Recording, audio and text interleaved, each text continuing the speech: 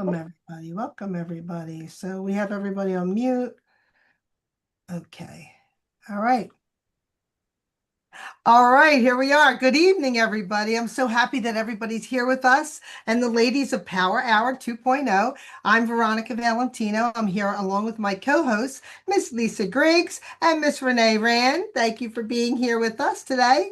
Um, and I am super excited to have with us today on PowHer Hour 2.0. We have two really dynamic guests. Along with Mr. Robert Ferguson, we have Dr. Lisa Affatato. Um, Robert, who is a best-selling author, he's a researcher, he's a dynamic speaker, he's trusted health advisor with over 30 years of experience.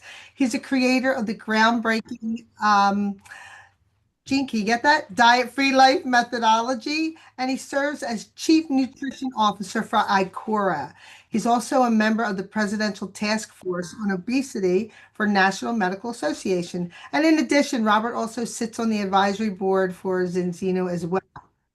Today, Robert will be sharing powerful insights along with our special guest, Dr. Lisa Affatato. Thank you so much for being here, who will be breaking down the real science between GLP-1 drugs, statins, and how they impact metabolism, in addition to, how it screws our menopause up too.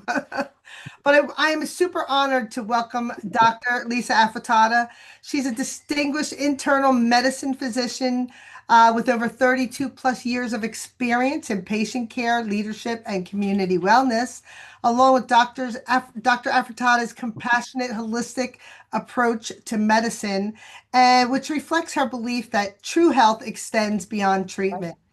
And it's about empowering individuals to live with vitality, balance, and purpose.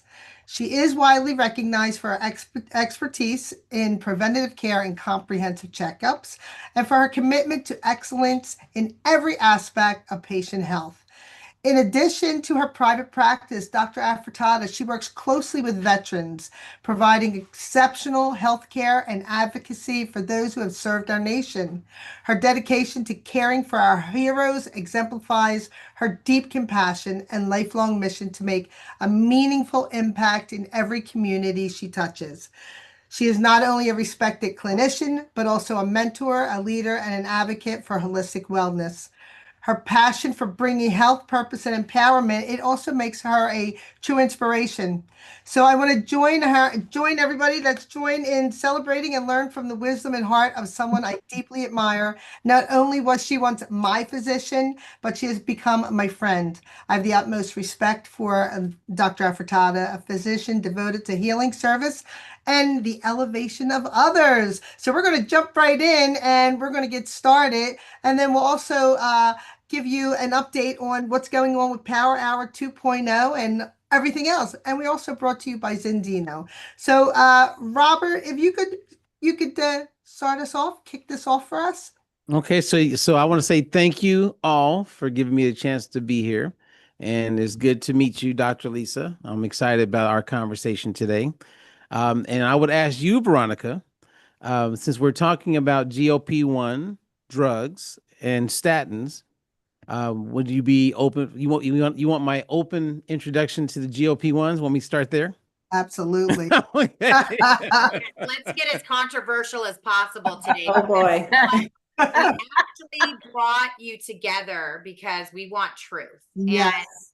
And everyone, I'm sure that's on this call is looking for truth. Yes. And they're looking for the good, the bad, and the ugly of all things GLP-1 and also statins. So yes, I would say, Veronica, yes, is that it? I think that we're here to hear it all. You should have called it the ugly truth. Yes. or the beautiful truth, right? Because There the you truth go. will set you free. So I'll start with GLP-1 drugs. So I'm very knowledgeable of GLP-1 agonists and everything that goes into that world for the last 20 years of my career. And for the last 15 years, I've been in great study in what they call incretins, which are GLP-1 and GIP. So for me, it was always a nutrition component because these hormones slash peptides both activate and have a strong relationship with a hormone called insulin. And to give you an example of how I got into the GLP-1 drugs is that I learned through work going back to like 1903. And in 1936, they really learned a lot. And around 1964, everything went to a whole nother level. And that was understanding that if you took, for instance, orange juice or apple juice, and you eat the apple, and we looked at your sugar response, and then we looked at your insulin response in your blood, we would get there would be a different outcome. So for instance, if I eat the apple or drink the apple juice, if it's the same amount of carbs and everything is the same, if we only look at sugar, the response will be the same. So whether you eat it or whether you drink it, it's the same, right? But you would see the same thing with carrot juice. But when you look at insulin, which is an anabolic hormone that plays a huge role in why people are able to gain weight or why they end up gaining weight or have a difficulty losing it, which is a big part of my work. When you eat the apple, you get a less insulin response. When you drink the apple juice, you get a huge insulin response. The further the food is from its natural state, the greater the insulin response is. So people who drink like celery juice and they believe they're being healthy, what they don't know is that they're causing a greater insulin response, which then will lead to hyperinsulinemia that will put them in a position where they'll start to gain weight and they don't understand why. Because at this point, they have insulin resistance. So there's a whole rabbit hole I can go to. So that's where I spent a lot of time in the last 15 years, is wanting to come up with an insulin index instead of like a glycemic index. Because to me, weight loss is more dictated by the insulin response to food than the sugar response to food. Did that make sense? Okay. And in that work, when I was looking at the GLP-1 drugs as they were becoming more and more popular, I looked at something that came out in the Journal of American Medical Association, and they were looking at that about 40% of the weight people were losing was largely part of their skeletal muscle. Yeah. And so then it reminded me of this experiment that went back to the 40s called the Great Starvation Experiment. It was written by a guy named Ansel Keys. And what they did is they purposely starved healthy individuals in a year-long experiment. In every biomarker that we have seen that takes place on a negative as people take the GLP-1 drugs is what happened to these people that were starving in the starvation trial. And see, we can't do trials like this anymore because it's considered is not safe, right? Because these people put their lives on the line to do this. But we did it, and all the data was there. The exact outcomes slowed metabolism as far as their basal metabolic rate, how many calories they burn throughout the day, 40% of the weight coming from skeletal muscle or that part of fat, what they call fat-free mass. Every outcome of being starved that we saw in this experiment in the 1940s is what's taking place today. Mm-hmm. So that being said, and to summarize my intro, when you go on these drugs, the thing that everybody would benefit from knowing is how you lose weight when you're on the drug. You lose weight primarily because you're not hungry and you're starving and you can't feel it. Mm. When they went through this, they felt it. But when you turn off dopamine and desire, pleasure, because you're on the GLP-1 drugs, you're not hungry. So you're starving and you don't feel it, but the biological negatives are still taking place. Mm. And every time I've been invited to talk with various doctors about this and go on some TV shows, etc., they never want to do it because I end up talking to the doctors before, and then we go down some real rabbit holes and they go, nah, this won't be a good idea. Because let's just look at why you lose weight. You're starving.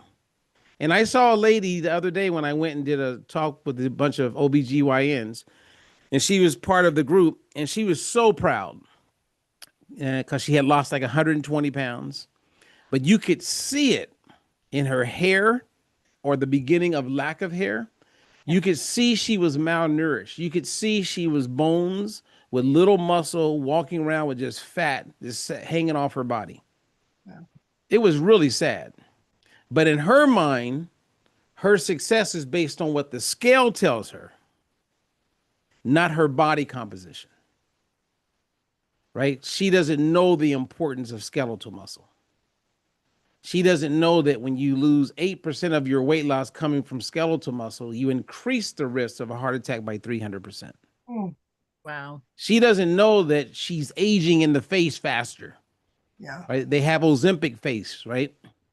And you see a lot of people, they lose their bottom, or my kids would say bum. Yeah. Right? So people are losing their bum. So anyway, I didn't mean to go that long, but that's kind of like where my head is around it, is if people understood the negatives, the increased risks or percentage of people having suicidal thoughts, anxiety. There's a lot of studies on all of this, but yet people are still lined up, man. They're lined up to get that drug because if Oprah did it and Whoopi did it, it must be okay. I'm out. So Dr. Affatato, come on, let's have a comeback here. I think that all that information is valid. I guess my biggest issue is I do feel there's a role for the drug in some situations. You have individuals that you're trying to get them to a joint replacement because they're so obese they can't get to that point anymore on their own. And then hopefully you can give them some of that weight loss to start. They can get their joint replacement and go on from there. But what I'm seeing happening is people are starting on these medications and they don't want to stop it, or no physicians are discussing, okay, well, you've lost 30 pounds. You haven't lost anything more in the last 6 months. Let's talk about weaning you off of this. And that's one of the big challenges that I've seen. Patients don't want to come off of it. They're afraid they're going to regain the weight. And some of them are regaining the weight on the medication. I have seen people who were on the medicine for 6 months and all of a sudden they'd have all these gastrointestinal side effects and were convinced it wasn't the medicine because they were on it for 6 months. Sure enough, they come off of it and they feel better. I've had patients end up in the hospital because they get so dehydrated that they go into kidney failure. I've had patients who I know they've had mood changes. They don't know they've had mood changes, but I can see it in them. Even friends and family, that I've seen who have taken this and a year's gone by and they're not the same person, but they think they're doing great because they've lost 60 pounds.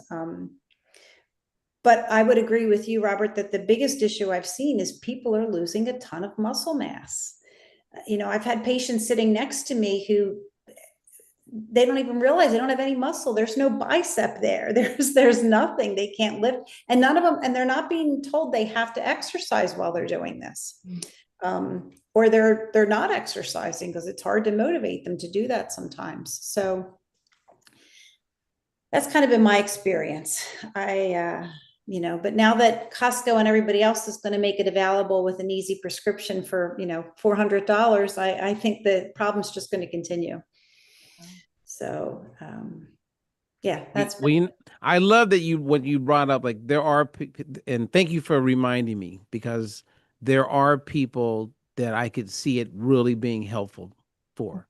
And that's people who are mentally challenged. Mm-hmm. Like there's some serious mental health issues, right? There's a lot of disabled kids that become adults that can't live on their own, that need 24-hour support, and they just eat. And they become extremely obese.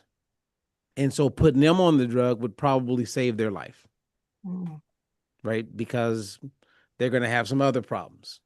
Now, it's not going to help their mental part, but physically, it'll probably help them. And in Beverly Hills and like with a lot of celebrities, they've gotten smarter. So you have the people who are prescribing the GLP-1 drugs, they're not giving the higher dosages. They're doing like smaller dosages. And then they're putting people on very high protein diets. So when they do eat, they're really like taking in the protein. And they got these people working out. Unfortunately, some of the people go for a hike and work out and they're passing out because even though they feel like they can do it, their body is malnourished and their blood sugars levels are dropping extremely low. They're passing out. And unfortunately, everybody's not hearing these stories. But I think I don't know if I was sharing with one of you. I think maybe Lisa. I have this celebrity client who's pretty famous. So I won't mention her name, even though I would like to. So she hires me. Okay. I'm her nutritionist. And about 3-4 weeks goes by. And I'm with my kids. It's a Friday night. We're getting ready to watch a movie. And she calls me. Okay. Usually it's a text. Like very rarely do we talk. So she calls. So I'm like, oh my goodness, what's going on? This is interesting. So I grab the phone. I go into the back of the house and hey, what's up? And she's crying hysterically, you guys. And I say, okay, what's going on? She goes, I can't believe it. My stomach. She's like all this pain. Now in my mind, I'm hearing GLP-1 side effect. But why would she be GLP-1? She just hired me, right? So she paid me like $4,000 to work with her for like 3 months. So she wouldn't be on a GLP-1 drug. You would think. But as she kept talking, it sounded like GLP-1 drug. So then finally she goes, I don't know what I was thinking. And I said, well, what are you taking any medic? She goes, a GLP-1 drug. Or she said GLP-1. She said one of the name, I think it was Wegovy or something. And I was like, oh my goodness. So she had a shoot the next day and she didn't know if she was going to make it. So I ended up coaching her through the shoot. She came out of it. We ended up talking. I said, look, I'm helping you. Let me coach you. You paid me. She goes, yeah, but everybody's on it. Everybody's doing it. And if you saw this woman, she doesn't look like she needs to be on anything. Like she's very lean, over the top. She's a beautiful person on the outside. So we get past that moment. Now that's not the punchline. Here's the punchline. 2 weeks goes by. Guess who called me crying again? She got back on it. Oh no. Wow. So their mental health is real. Oh yeah. So there's a lot of people that they can't hear us. We can lay out the facts and they are not going to change. They're going to do what they believe in their mind is right for them. And their references is all these celebrities and influencers that are saying is working for me. And what I've noticed, Dr. Lisa, is that working with a lot of people over the years who have suffered from anorexia, bulimia, I'm seeing the exact same thing with the drug. Yeah. It's like you said, they don't want to get off. It's like part of who they are. It's their self-esteem, their worth, importance, and value is based on having access to GLP-1 drug. And like Selena Gomez or Ariana Grande? Ariana Grande did not think she looked like a skeleton. Right? She didn't. Yeah. She was showing everything, the bones and the gaunt face. She looked horrible. But in her mind, when she looks in the mirror, I'm there. I've arrived. And that's what I'm seeing with the drug. It's like people don't want to know that they are doing something bad to themselves. So I'm seeing it more from a clinical standpoint in terms of its use. And I have seen it help individuals with diabetes, but I guess my concern again is, what's the end point? When I've seen that their weight loss has stabilized and there's been no change in their A1Cs, which is the marker, the 3-month marker for blood sugars, my concern again is, nobody's dropping the dosages, and or considering getting them off of the medication. I will say, working with the veterans, at least in the Philadelphia location, they do a ton for nutrition, for whole health coaching. They really try to work with them to offer ways to cope with obesity and diabetes aside from medication. So I'll give kudos to them for that. But so then again, you're talking about diabetes in a clinical standpoint, that's the same things happening. There's no reflection on saying, just like statins, okay, well, you're doing really well. You've changed your diet, or you've gone through these nutrition classes. Let's look at reevaluating it, maybe coming down on the dose. So that's one of my concerns is I just see people going on it and there's no consideration to what's the end point here. Right.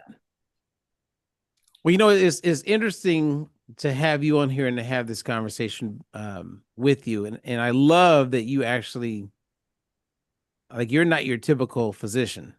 You're definitely not blind to what's going on. You're very, like, you can see it, right? So for me, it's like it's like Whitney Houston singing a song. Like, what you're saying just it's rewarding. You know what I mean? It's rewarding to hear.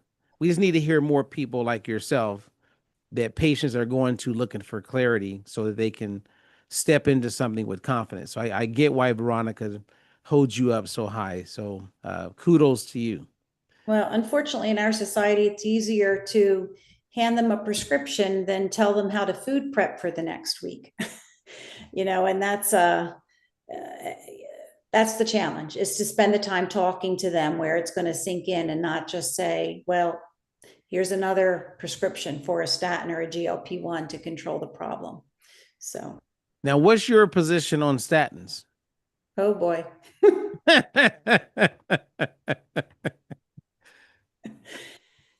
Oh, it's like candy in the medical world.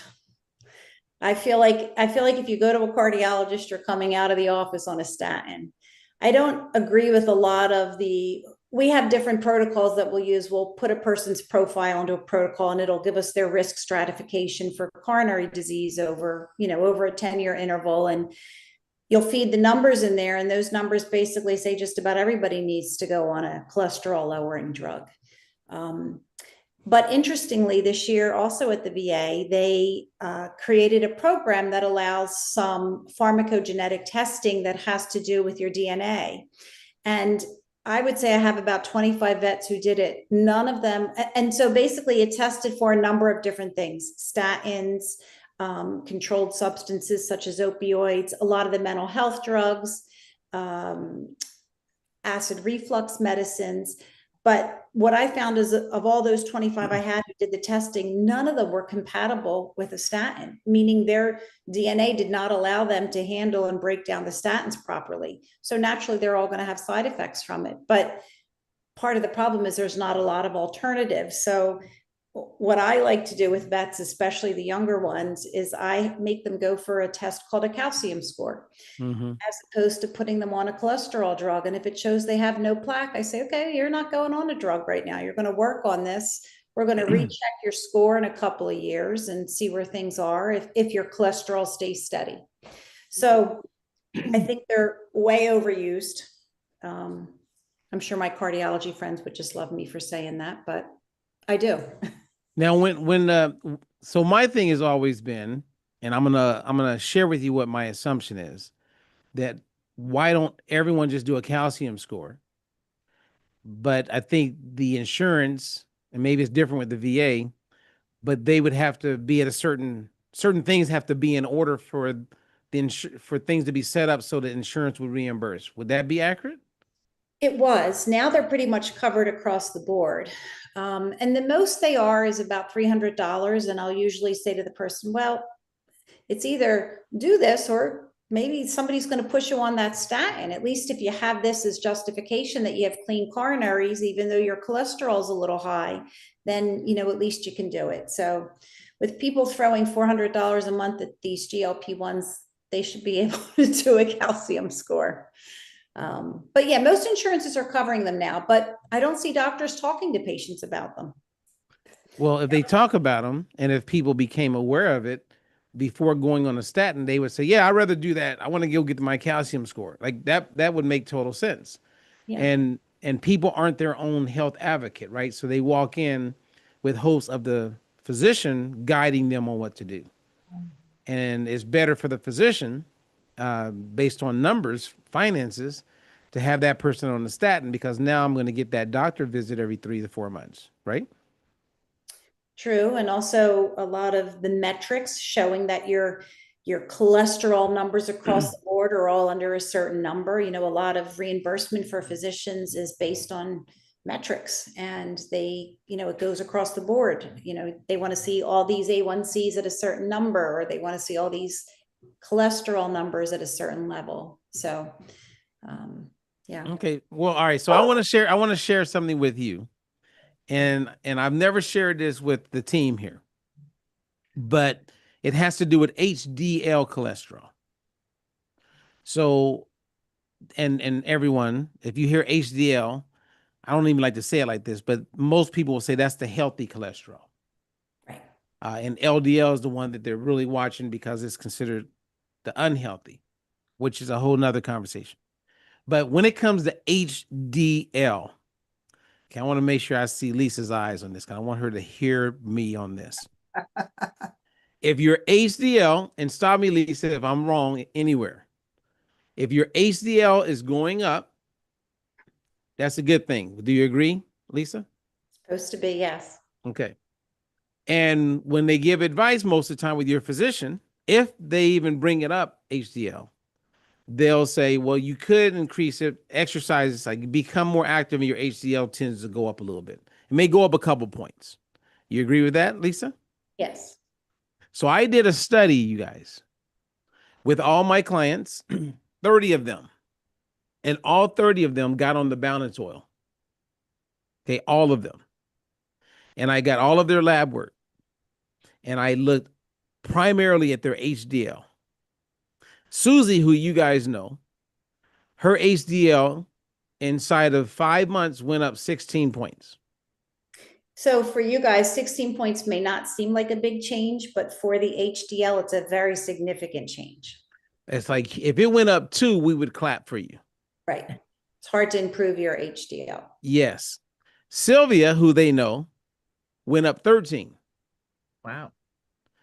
On average, all 30 went up 8 in 4 months. Wow. Awesome. So it's hard for me to share that, Dr. Lisa, because I'm so like excited about it. But people look at me like, okay. I'm like, do you guys understand? It's very hard to improve your HDL. I mean, like, Lord, because you know, I talked to my one of my very good dear buddies. He's a physician, and he's with Anthem. He's more of a director, a regional director for them. And I was sharing this with him. He was like, no way. I had to show him. We went to breakfast, and I showed him everyone's before their labs and after. They were all date stamped. He was like, wow. And after that, he's a customer of the balance oil and got the balance test strictly because of that. He goes, man, that's remarkable. You should do like a paper on it or something. I go, I agree. But that was just looking at HDL. Yeah. So anyway, before I shift, because I wanted to share something else with you, Lisa and everyone. Any questions about that as far as the HDL? So one thing that people should know, because it gets a little confusing, if your HDL goes up, your total cholesterol also goes up. Yes. And so you may have a physician who says, oh, your cholesterol went up. And again, patients may not be insightful enough, but if your good cholesterol went up, it doesn't matter. You know, you'll have docs who are just going to look at the total cholesterol. And so if you have a person who has a really good HDL, even though their bad cholesterol, called their LDL, may be a little high, it still balances it out. But I don't see that people looking at that enough. No, they don't. They just look at the total, and everybody's running around like crazy. How high is your HDL, Robert? Huh? How high is your HDL? You know, I don't know where mine is. Okay. Last time I checked it, I believe it was either 88, 90, somewhere in that range. That's very good. And that's probably about 3 years ago. I've always had really good HDL, and I've also had high total cholesterol. Right. So my total cholesterol could be anywhere from 250 to 300. And I used to battle with my Doctor. my physician friends all the time, because I am very confident that I'm good with my cholesterol, right? So like I've read the Framingham study, I've read the Minnesota coronary, the Sydney diet heart. I know all the work of Ansel Keys, and I believe that we have been bamboozled when it comes to cholesterol and the role of statins. Mm. And I believe that within the next 10 years, possibly the next few years, because with Dr. Marty being the FDA commissioner, who I know is in total alignment with me, and everyone that I've talked to that's part of the new administration that are physicians and scientists, we're all like in full agreement. Even the NIH, when they came out and found the data that Ansel Keys did, where that's the only thing that substantiates that we need to lower the LDLs. But then we also discovered in those same papers that by giving people a statin to lower their LDLs, you also increase all-cause mortality. Wow. So I'm going to lower my LDLs, and along the way, I'm going to have muscle aches. I'm going to increase my risk of dementia and type 2 diabetes to be on a statin, only to find out that I'm going to die earlier than compared to if I wasn't on the statin. Well, So that's what all the data is clearly states. And it's mind blowing to me because Gary Tobbs and people over the years have pointed all of this out like scholars, but yet nothing happens. And the doctors continue to be indoctrinated the way they're indoctrinated. Pharma still runs it the way they run it.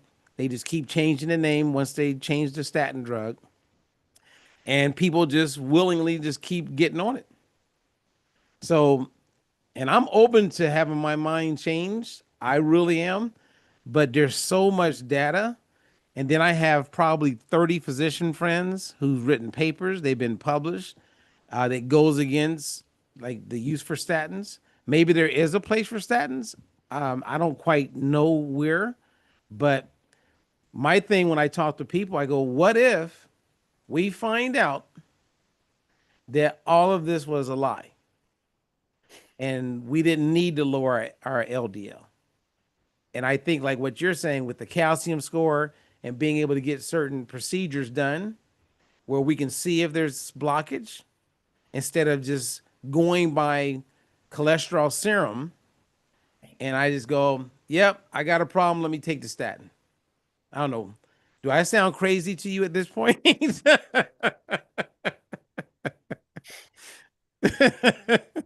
No, not completely. Okay, good. Yeah. Kind of, I- I'm okay with that. Yeah, so. But that's great news for the company, though. To be able to increase the HDL is a very difficult thing, and if you can do that, that's remarkable. So. Yeah. And and I would just finalize on with the statins because I have some very, very good friends of mine, Emmy Award winners, like they accomplish a lot in life, and they're all on statins. And of course, they've heard me, my outspoken beliefs and views, but they're still on statins. So it's like, so, they just look at me like, okay, Robert, I hear you, man. I like you when you talk about other stuff that I'm in agreement with. So don't talk about that and the reason being, like one of them comes to mind, he had a really bad scare. Yeah. My dear friend, and he had like a mini stroke, heart attack, something like that. He thought he was going to die. So when he came out of that, the doctor says, look, we need to put you on the statin. Mm. And so in his mind, he believes that he has to be on that if he wants to live. And so he's never going to hear me, Right. which is fine. And it is what it is. So maybe it is saving his life. I don't know. I just got a lot of questions. Yeah. Well, and then seeing the information I saw with all those people whose DNA was not compatible with the ability to handle the statins, you just wonder, how much chronic inflammation is it causing if you're putting it in your body and your body doesn't know what to do with it. It doesn't have the ability to break it down. Mm. And then, then that opens up the whole world of chronic inflammation in your body, which is a whole nother beast. Now, is that available? No, I mean, there are patients that there is no paper on it. It was just, Okay. it was available to do through the VA. Probably a few thousand people did it through the Philly VA. And I had about 25 of my own patients who did it.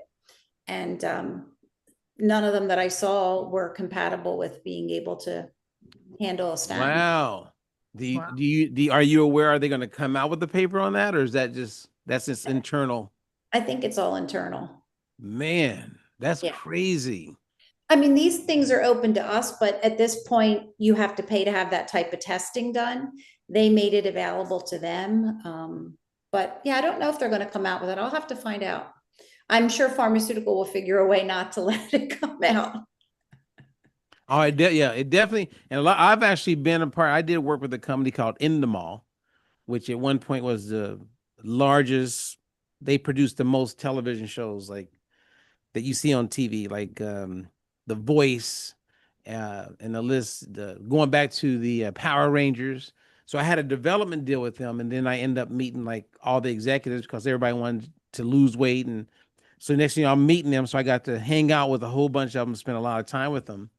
And I got to hear it from them that some of their shows and some of the things that were being put together and how they were being pitched could not speak negatively toward any part of the pharma world. Oh, wow. And then I saw, and this is public domain, you could probably find this on AI or Chat GPT, that over 70% of the money that comes in for ads for Fox, MSNBC, CNN, 70% is pharma. Yeah. I believe it. So if they control everyone's salary, like if Hannity and whoever else wants to get paid this big bucks, that's coming from pharma. Yeah. And is the United States and is it Australia where it's allowed to advertise directly to like medications directly to the consumer, Yeah. whereas like all the other countries block it. Yeah. And when you look at like what Novo Nordisk, here it is, I think German-based company, and they make all their money in the States. Like we are the guinea pigs of the world.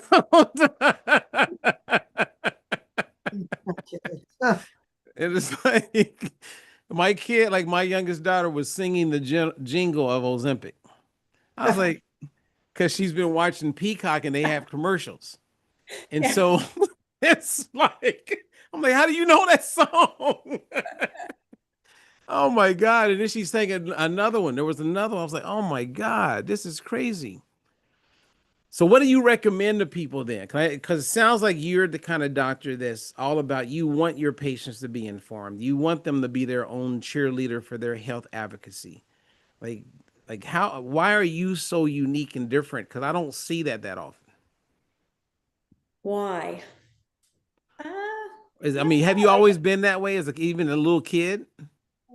Well, I was a hardcore gymnast. I used to spend 40 hours a week in the gym. So, and I grew up eating a strict Mediterranean diet with my parents. So I probably was. Yeah. And now what's your ethnicity? I'm Italian. Both of my parents were from Italy. So we grew up eating everything, and everything was prepared and nothing was from a box or processed. Homemade everything. It was amazing. But it also opened your eyes up to eating a diversity of foods, so. Okay. So what was it like when you did your first sleepover and they brought out Fruit Loops? Oh, no, the best was when I went to college and medical school. So I was 22 years old and somebody opened up a can. I said, what is that? They said, pasta. I said, pasta doesn't come in a can. That was an eye opener. Oh, that's so, what's so funny when you said that, I remember sitting with this dermatologist at this event and she shared something with me that was like, made me just go, wow. And it tied into everything and how I think about nutrition. And as a dermatologist, she says, you know, Robert, think of a young girl that graduates in Africa. She's out in the sun all the time. Never wears sunscreen, ever.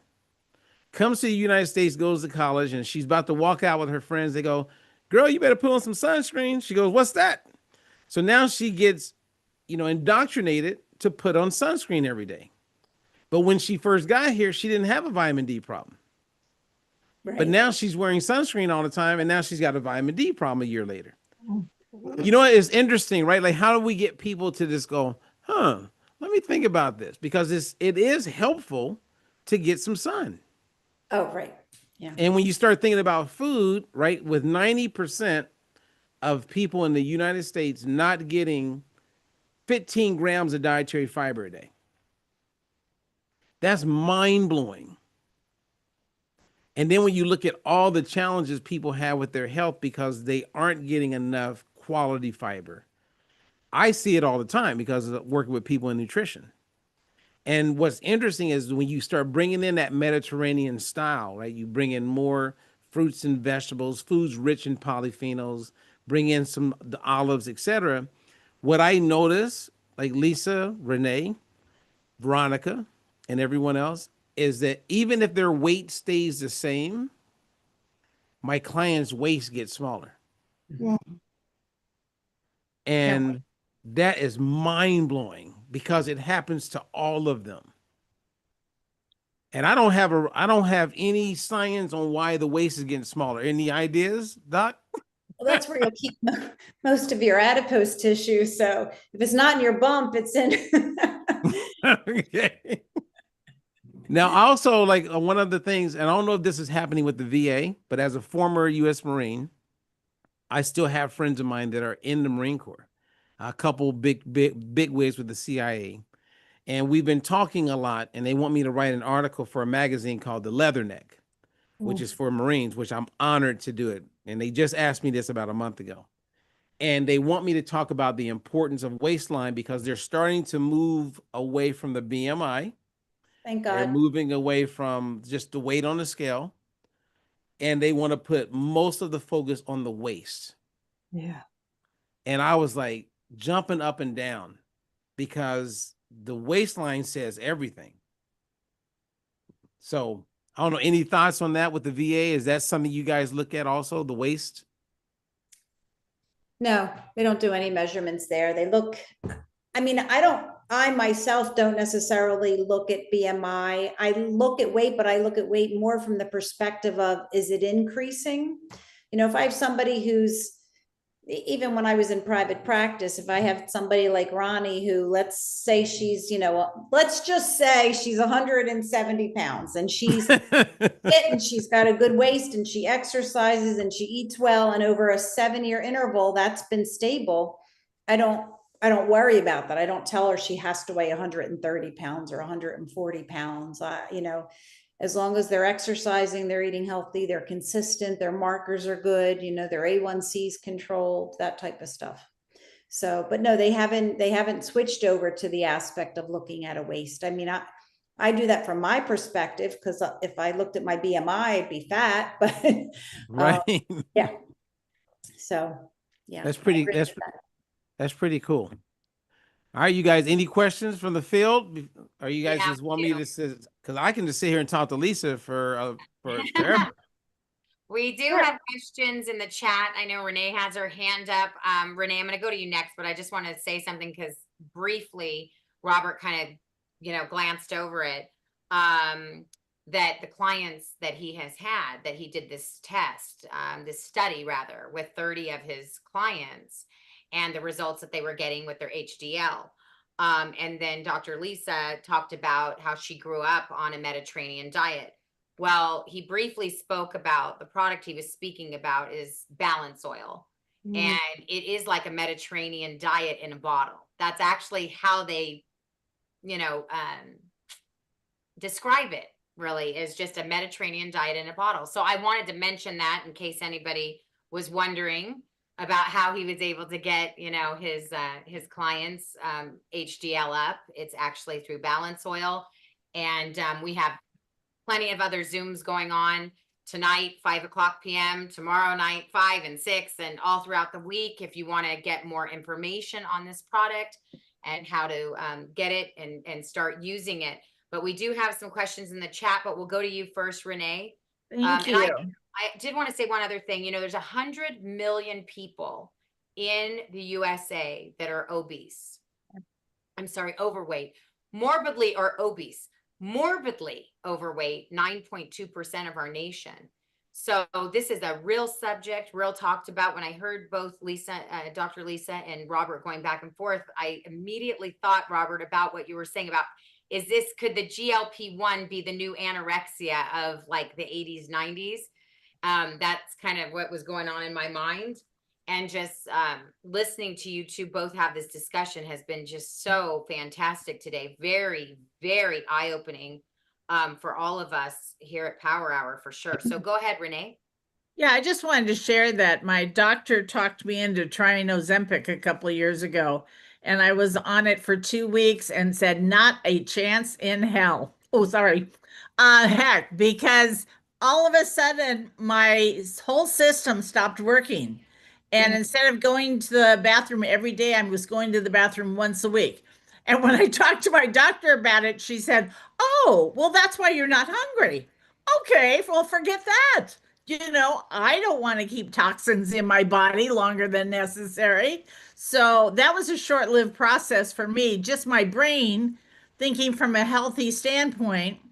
And when she talked me into trying it, I thought, oh, okay, I'll try it. You know, I'd just gotten all the hype and everything going on. I thought, I'll try it. And then when I realized what it was doing to my body, there was no way I was going to do that. Just absolutely not.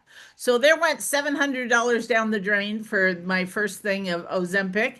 And, you know, like I said, I was willing to give it a shot, but I don't try anything out of the sort anymore.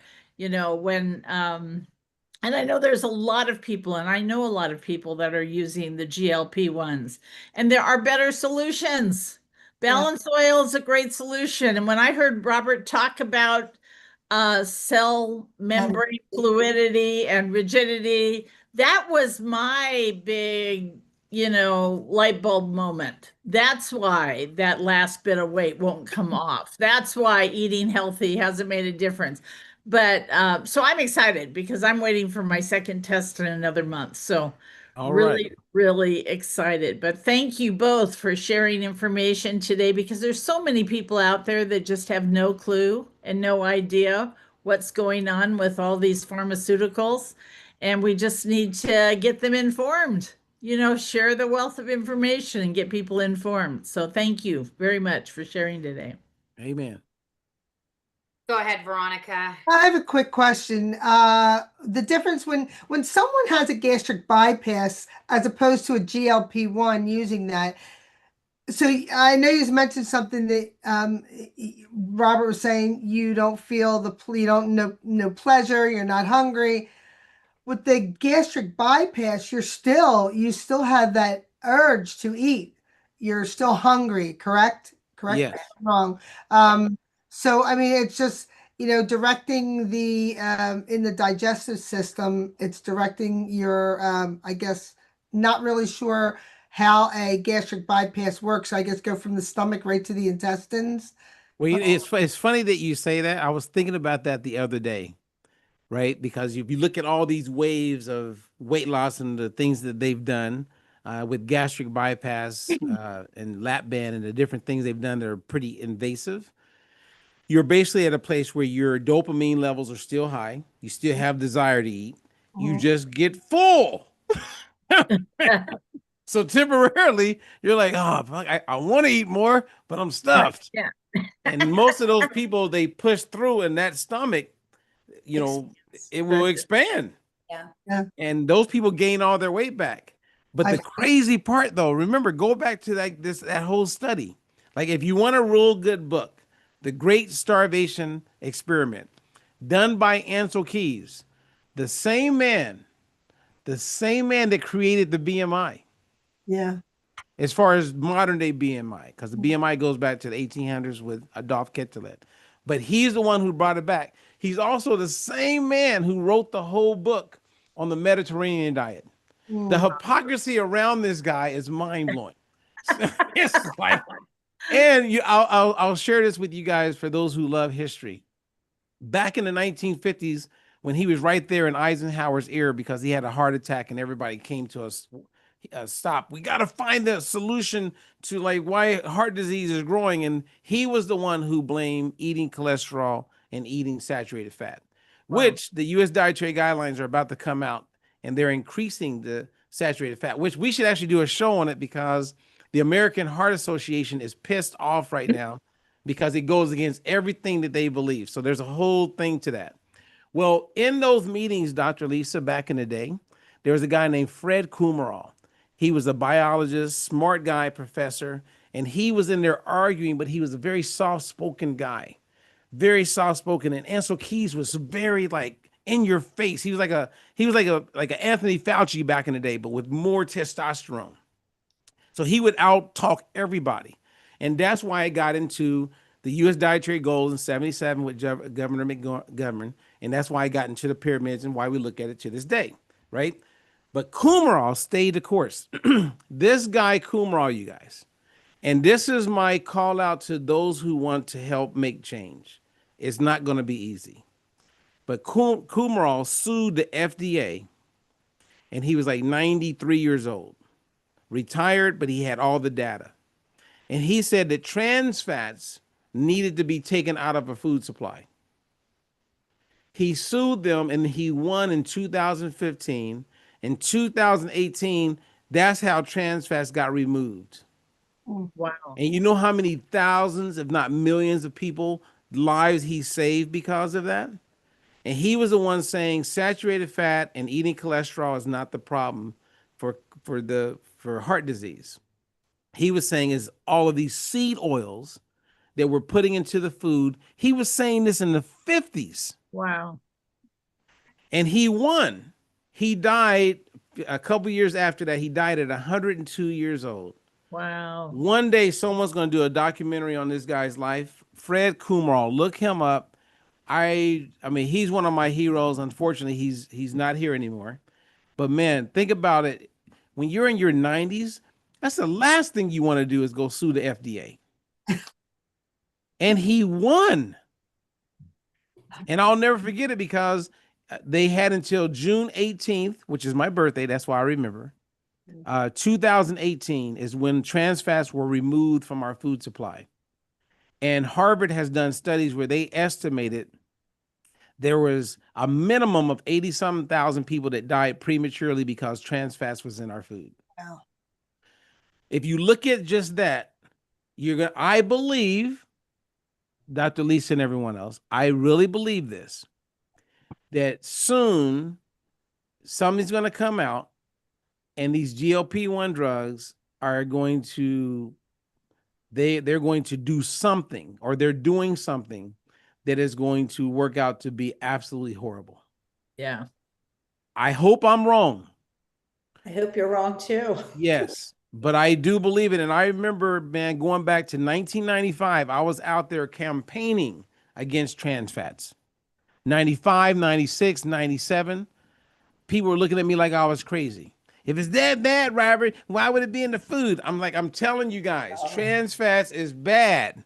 And then you started hearing more people say it, and then it started getting up there. But if it wasn't for Fred, trans fats would still be in the food right now. Mm-hmm. Yep. Right now. Yep. All right, Lisa, we have questions. Yeah, it's okay. We have 3, so hopefully we can get through them pretty quickly here. All right. Sorry, but I didn't mean to take over like that. That's I got okay. excited. I got excited. You both are doing an amazing job. Angela Brazer's on the call today. Her question is, what about the GLP-2 terrorized? And now they even have GLP-3 retatrutide, it sounds like. And people are microdosing them. Is there microdosing? What about those ones? So they are all similar in that they are different hormones produced within the small intestine. They work slightly different with regard to how they affect the liver, how they affect insulin secretion, but they still if you look at the side effect profile, they're all the same, as well as how they cross the blood-brain barrier, how they stimulate different things in the brain. So the side effects for those types of hormones are the same. I'm not too familiar with the microdosing. I think some of that might have to possibly do with what Robert said, where they're keeping them on a much lower dose of these medications for periods of time. But I don't think the side effect profile is any different from the GLPs and the GIPs and some of the drugs that are the combination, like the Mounjaro and the Zepbound. So. Okay. We'll go to Susie's question, and then we're going to go back up to a question for you, Dr. Affatato, for Lisa, Dr. Lisa, for around the veterans. Okay.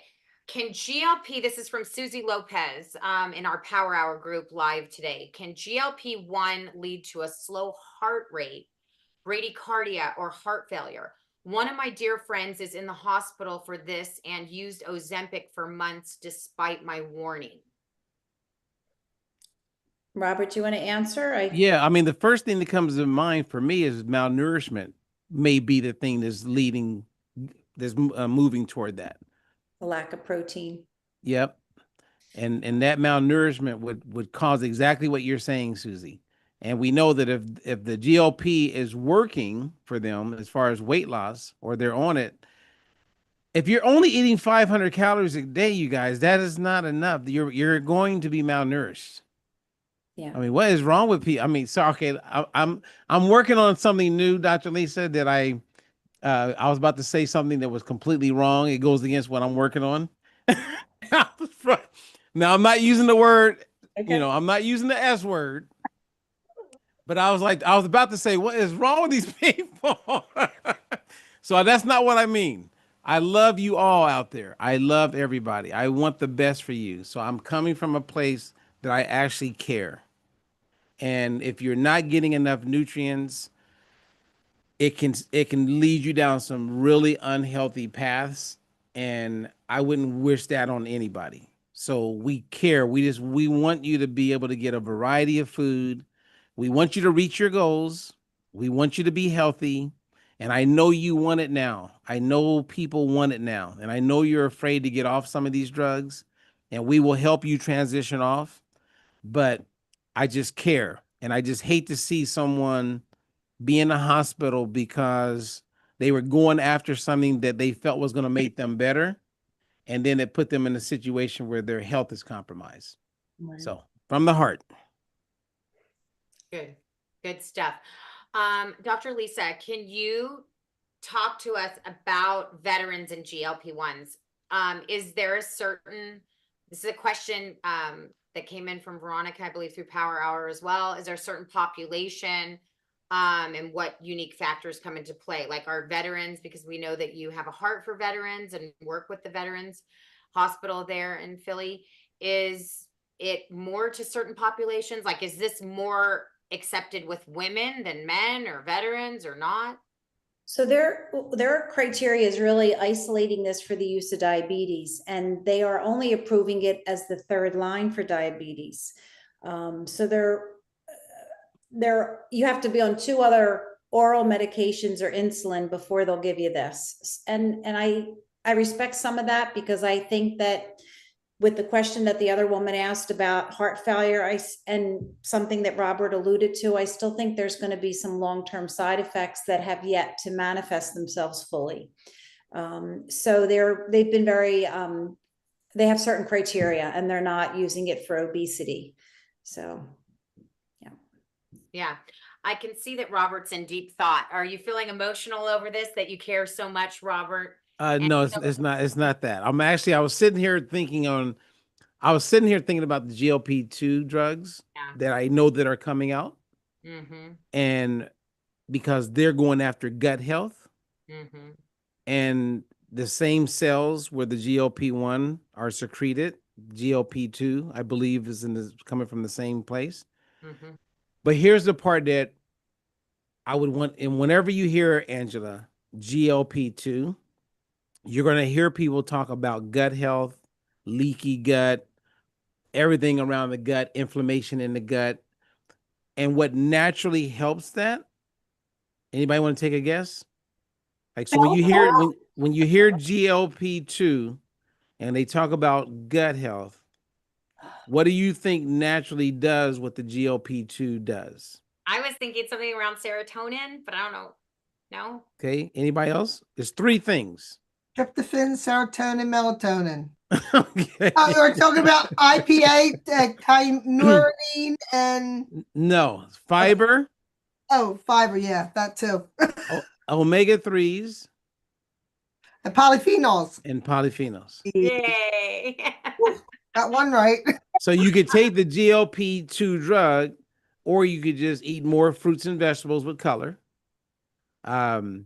Eat more fiber, make sure you're getting some good prebiotics and get some omega-3s. And it just so happens that the balanced oil is food grade that has both of those.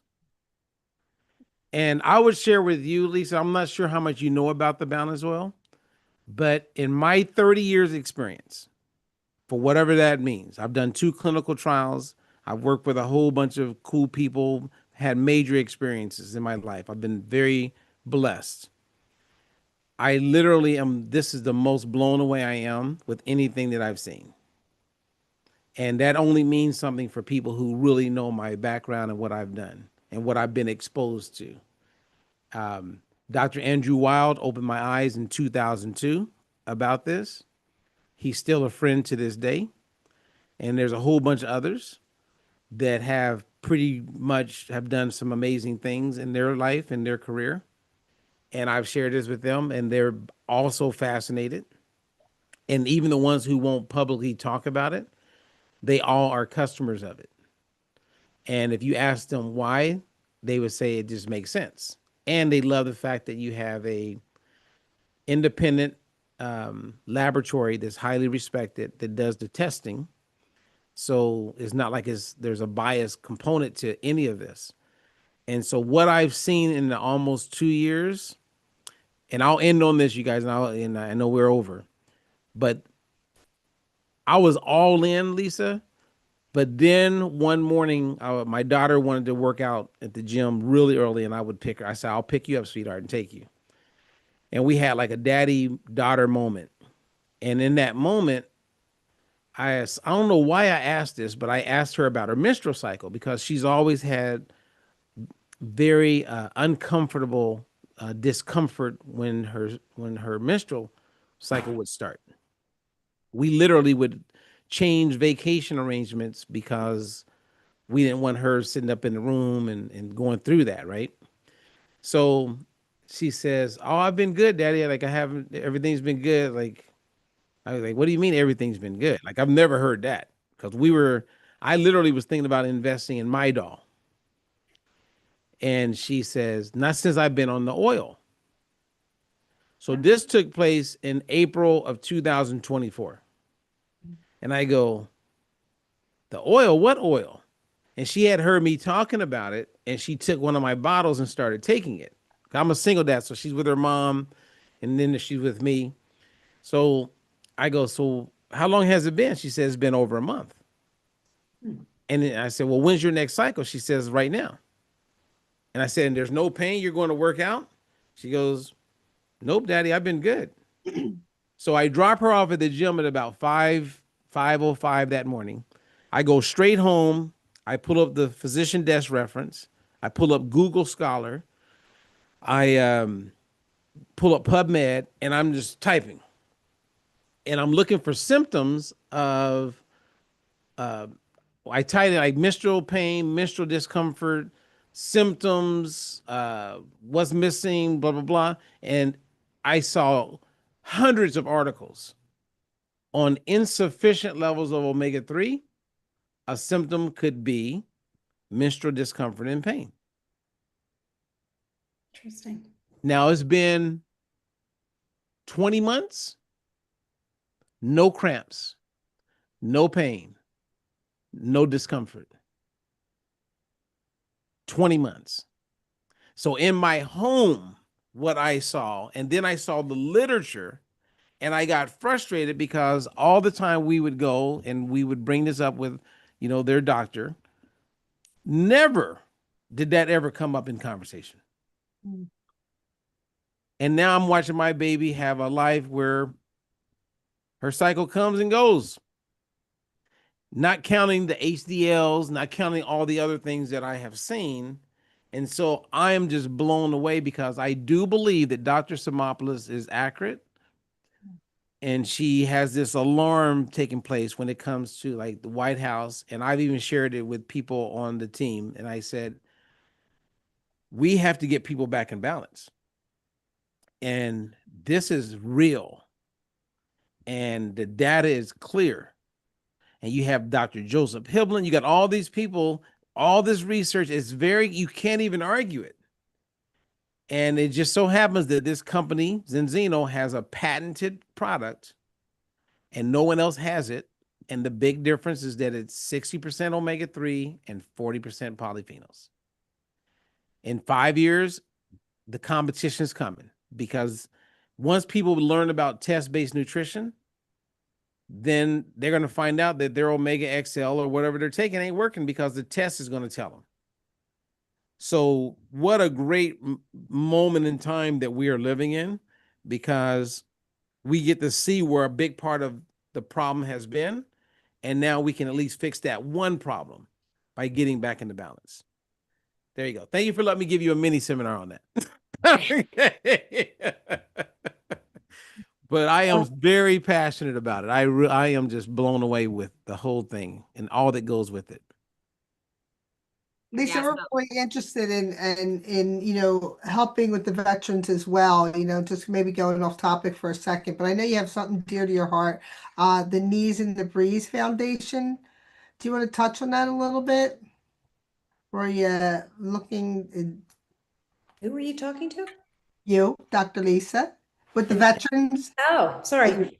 Yeah, this is it's an organization that was just started recently by one of my patients, and he's very excited about it. And they're signing up to take veterans from a mental health perspective on rides, motorcycle rides, eventually planning to do retreats. And the focus is really the mental health. And I had approached him about if he would be interested in possibly considering this, knowing the benefits of omega-3 and even the mental health benefits. Because I'm a big believer in inflammation. How much does inflammation contribute to so many of our medical problems? And I think that one of the things that I read that was amazing about the omega-3s is inflammation. So he was excited about possibly collaborating and offering this to people in the program that he started as an option. And so it'd be cool. See how that works out. Lisa Griggs, did you have something with that? Yeah, I'm really excited about that piece, Dr. Lisa, and just, especially with Robert being a Marine and, you working with the veterans. I think we're going to put something together, a GoFundMe, for veterans so that they can, get balance oil when they need it, because they do need it, because we are very inflamed. And as Robert was mentioning, Dr. Artemis Simopoulos, this is really cool, Dr. Lisa, that I was actually listening into a podcast, and a gentleman was interviewing her and mentioning that I believe it was in 2017, maybe Robert knows, that she actually published, a report that basically was the #1 downloaded report. I think it was in 2017 by peers, other doctors. I mean, they really wanted to study her work because she is like the godmother when it comes to the omega-6/3 omega diet and, this whole Mediterranean diet. It's very, very powerful stuff. So Robert, I didn't know if you had heard about that, but we definitely want to partner with you, Dr. Lisa. We thank God for your life. Thank God for Robert being on here today as well. This has been an amazing conversation. I mean, we could go on until Jesus returns, but we can't today. So I hope that we can have you back, both of you, for more discussion about this, because I'm sure as this information gets out there, there's going to be more questions that are going to come up in our communities. And, women will want to know, how can they get more information, and how can they start to get more on a better path with regard to health and wellness and advocating for themselves, with their own health. Absolutely. And Renee, would you any last thoughts? You're muted. You're muted. There we go. Oh, Little noise around here. Okay, just remember everybody to share with your friends and family. Screenshot this QR code, go to our groups and join us in sharing. And of course, as always, we're always going to give away some goodies as we cycle through and build our organization and our community of all these amazing people that just need more information. So we're excited about that. And of course, we're also excited. We have a lot of calls this week coming up, and we can't wait to see you on the next one. all right. Any last thoughts, Dr. Lisa? Robert? Jump on in. Having me. We're extremely grateful for having you here. It has been such a wonderful discussion. Thank you for taking the time out to come on Power Hour with us and sharing with our whole live group. Yes, definitely. We'd love to have you back on again. Same place, same time. We'll be here. Robert, do you have any last thoughts? Yeah, I'm like, I would love to. I mean, I don't know if you're up to it, Lisa, but I would love to follow up and have a conversation with you with these people not there.